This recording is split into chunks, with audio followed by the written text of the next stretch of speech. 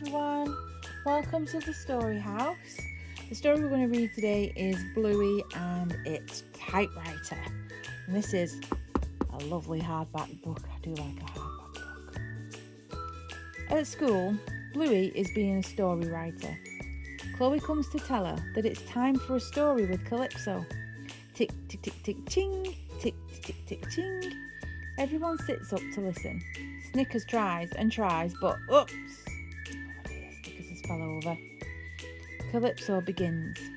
There once was an old dog who had sat on a chest by the side of the road for all his life, begging for treats. One day, a gnome came by and said to the old dog, "Have you tried opening that chest you sit on to see what's inside?"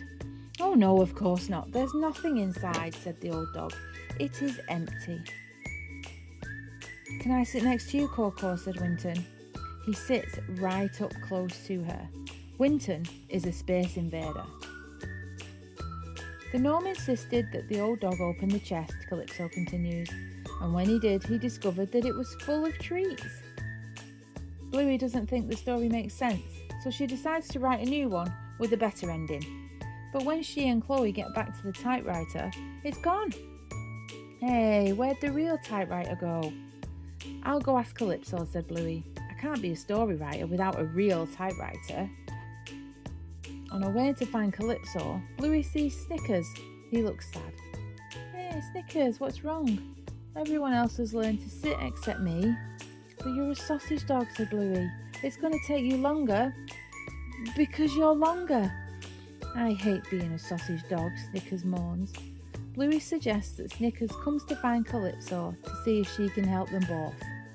On the way, they bump into Winton. He looks sad too. "Hey Winton, what's wrong? Everyone keeps running away from me." "Why don't you come to see Calypso with us?" asked Bluey. "Maybe she can help." "Okay," said Winton, "I'll follow you." The three friends head off until they are stopped by the terriers. They are playing a game. "Hey, we're shooting bow and arrows at you," the terriers say when Bluey, Snickers and Winton don't fall over. "Not real ones," said Snickers. "Please can you pretend that they're pretend real," said the terriers. "Okay," Bluey says.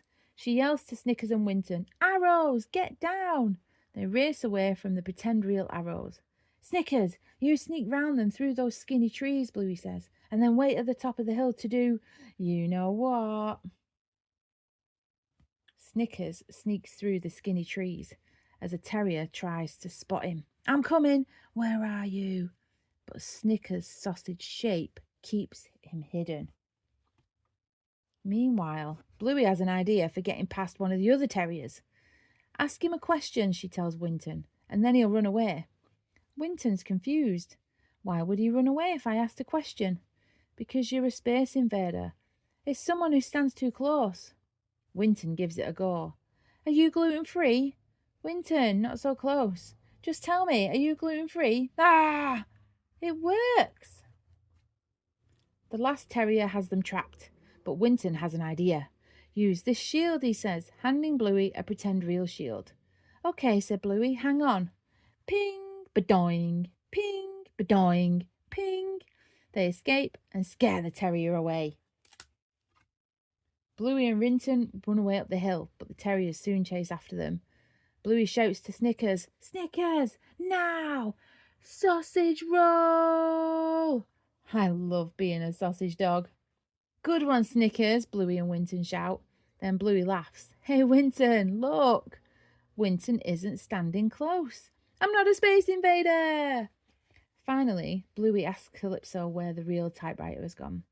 "It's around here somewhere," said Calypso. "Hey, how did you get past the terriers?" "I used a shield," said Bluey. "See? Ding, ding." "That's a nice shield." "Okay, typewriter. Where is it?" Calypso smiles. "What if I ask you to show me a typewriter?" Bluey shows Calypso a pretend real typewriter, just like she used in the pretend real shield to escape the terriers. "That's a lovely typewriter, isn't it?" said Calypso. "Thanks, Calypso," said Bluey as she races off. "I'm going to write my story now." It's a lovely typewriter, and Bluey will always have it with her. And there we go. That's a story about imagination, isn't it? Lovely. Right, thank you for listening. If you want to comment or subscribe, that'd be amazing.